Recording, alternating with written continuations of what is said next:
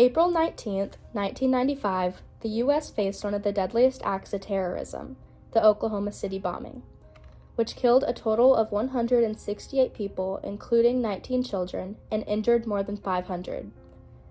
Timothy McVeigh is our main perpetrator, who crafted a massive homemade bomb with the help of two other close friends, concealing it in a rental truck, which he set off, damaging the Alfred P. Murrah building. Born April 23, 1961, Timothy McVeigh had a typical middle-class upbringing in New York towns of Pendleton and Lockport. His parents, Bill and Mickey McVeigh, married in 1965. Their first daughter, Patty, was born, then Timothy, and lastly, Jennifer. His parents' marriage was rocky, and after several separations, the family split up for good. Timothy stayed with his father, and his two sisters went to Florida with his mother. Timothy attended Starpoint High School in Lockport, New York, where he encountered a lot of bullying. He was ridiculed for being a tall and gawky teen and was nicknamed Noodle McVeigh. It was said that some older students would dangle him by his feet and put his head in a flushing toilet. McVeigh took refuge in a fantasy world where he would imagine himself retaliating against his bullies. Most who knew McVeigh remembered him as a very shy and withdrawn, while a few others described him as an outgoing, playful child.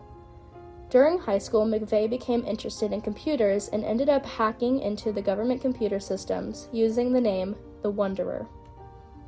McVeigh's grandfather introduced him to firearms, and he would tell people about his wish to become a gun shop owner and sometimes bring firearms to school to impress his classmates. However, overall, he had poor grades until he graduated in 1986.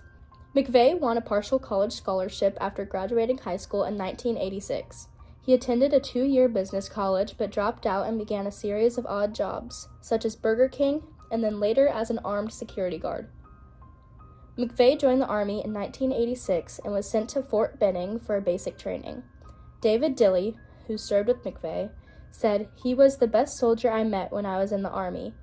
Everything we did, he excelled at. He was the best always." McVeigh soon became a sergeant and a gunner on a Bradley fighting vehicle. He was called into combat in 1991 during the Persian Gulf War. He was awarded a Bronze Star and was invited to try out for the Army's Special Forces. However, he was not prepared for the rigorous training and gave up and shortly resigned altogether from the Army. McVeigh began a life of buying and selling weapons at gun shows while also preaching about the evils of the government. He spent time with old Army buddies, Terry Nichols and Michael Fortier. All three shared a bond of the love of guns and anger towards the government. In summer 1992, the FBI went after Randy Weaver on charges of selling illegal sawed-off shotguns. During a standoff at Weaver's cabin in Ruby Ridge, his wife and son were killed, and this was the rallying point for McVeigh. Then the next year, he went to Waco, Texas, to protest the government siege on the compound of a religious group called the Branch Davidians for holding illegal weapons. A few days later, April 19, 1993, the standoff resulted in a firestorm. Dozens of Branch Davidians were killed, including children. Just arrived today. I guess somebody told me a lot of people would be scared to put something on, like this. Timothy McVeigh had already apparently been very concerned about what had happened at Ruby Ridge. So he came down to Waco and sold bumper stickers with pro-gun, anti-government slogans. He saw the raid as clear evidence of what the government would do to try to confiscate guns and persecute gun owners. After years of growing outrage, McVeigh spent time in Arizona with old Army friend Michael Fortier and his wife Lori Fortier. They began planning the bombing of a federal facility. Fortier's involvement was not minor. McVeigh told him the plot 9 months before the attack. Later, McVeigh diagrammed how he intended to build the bomb using soap cans in Fortier's kitchen to show how he would place barrels of ammonium nitrate and nitromethane racing fuel so it could cause maximum damage. McVeigh decided on the Alfred P. Murrah building because he thought the location would provide the best camera angles for media coverage of the event. Lori Fortier, who watched McVeigh build the bomb model and heard him discuss his planned attack, joined in too. Using an iron at her home, she laminated the fake driver's license that McVeigh later used to rent the Ryder rental truck in which he assembled the bomb. Thanks to a provision of her husband's plea bargain, Lori Fortier was never prosecuted for her role in the Oklahoma massacre. As for Terry Nichols, the government alleged that Nichols used the alias Mike Havens to purchase 40 to 50 pound bags of ammonium nitrate fertilizer, the main ingredient in the Oklahoma City bomb, from a farm co-op in McPherson, Kansas on September 30th, 1994. From that date forward, the prosecution linked Nichols to several key stages in the plot, including renting storage lockers and stealing 299 sticks of water gel explosives, 544 blasting caps, and detonating cord from a quarry in Marion, Kansas on October 1st, 1994. Fingerprint evidence found on a receipt in Nichols' wallet confirmed that Nichols and McVeigh were together on April 13, 1995. The prosecution also suggested that Nichols drove McVeigh from Junction City, Oklahoma, to Oklahoma City April 16, 1995 to drop off the getaway car. Nichols' wife, Marie Nichols, could not testify to his whereabouts on April 18th. His former wife, Lana Padilla, testified that Nichols had left a package with her to be opened in the event of his death while he was away in the Philippines. In this package, she found a letter written to McVeigh in which Nichols urged McVeigh to go for it. April 19, 1995 at 8:57 a.m., security cameras from neighboring buildings captured the Ryder's truck being parked outside the Murrah building. McVeigh then got out, locked the door, and headed towards his getaway car. He ignited a one-time fuse. At precisely 9:02 a.m., the bomb exploded. Within moments, the surrounding area looked like a war zone. A third of the building had been reduced to rubble, with many floors flattened. Dozens of cars were incinerated, and more than 300 nearby buildings were damaged or destroyed. The human toll was still more devastating, with 168 souls lost, including 19 children, with over 500 more injured. A day after the world they knew was turned horribly on its head, the memories remain. Devastating memories, life-changing memories. It hurts deep down as to why someone would do something of this magnitude. It's unreal. It's really like nothing I've ever seen or been prepared for, and I would have never ever expected anything of this magnitude. All my friends are missing. I don't know where any of them are. It's like somebody picked up the building and slammed it back down again. Then there was smoke, people were screaming, and everybody started running. Meanwhile, the work continues. A mountain of rubble, tons of debris, all burying the tiniest grain of hope.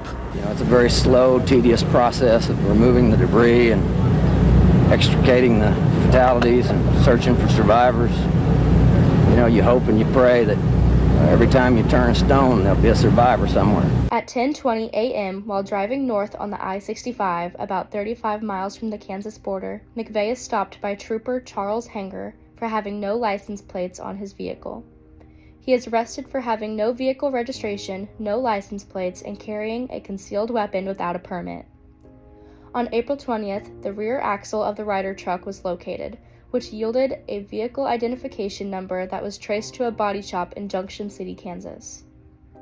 Employees at the shop helped the FBI quickly put together a composite drawing of a man who had rented the van.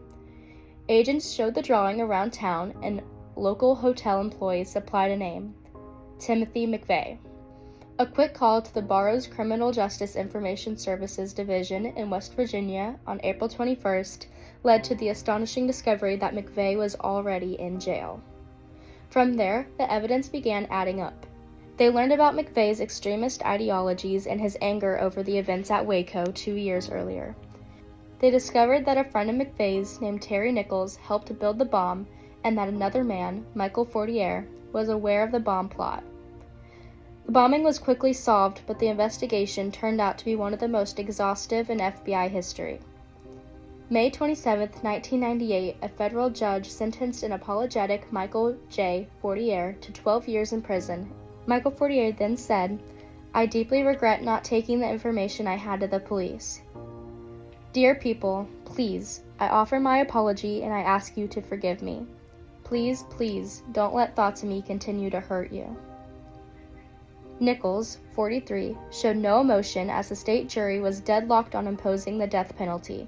However, he was given the longest prison sentence ever given to an individual. He was sentenced to 161 consecutive life terms without the possibility of parole. And he is 69 years old today, incarcerated at ADX Florence, which is a super maximum security prison near Florence, Colorado. McVeigh and Nichols were both charged for 11 counts of violating Title 18 of the United States Code relating to unlawful use of explosives and weapons of mass destruction, as well as first-degree murder. McVeigh was convicted and sentenced to death in June 1997. The government set McVeigh's execution on May 16, 2001. His last meal consisted of 2 pints of mint chocolate chip ice cream. McVeigh's execution was the first lethal injection by the U.S. government ever, and the first federal execution in 38 years. Maybe one of the benefits of me talking to you today is that you'll see that maybe not everything is true that you've heard about me. For example, what's not true? Well, am I pure evil? Am I the face of terror sitting here in front of you? Or am I able to talk to you man to man? Most people in this country think you are the face of evil, don't they? They do. But sitting down here now, and let me make clear, I'm not sitting here trying to influence you, and I'm not putting on a game face. I'm not conning anybody. I'm just being me. As some survivors and victims' relatives watched the closed-circuit feed on the 33-year-old's death on a widescreen television at a location outside Oklahoma City. Others gathered at a memorial park on the site of the bombing to observe 168 minutes of silence, one for each victim. A tragedy like the Oklahoma City bombing has a cost, in lives, heartbreak, and fear. The pain and sorrow is immeasurable. However, Oklahomians vowed never to forget those lost in the Oklahoma City bombing or succumb to the fear of terrorism. With that promise and unyielding perseverance, along with the local, state, and federal support, Oklahoma City has become stronger, more resilient community. Oklahoma City continues to benefit from funds providing for restoration following the bombing.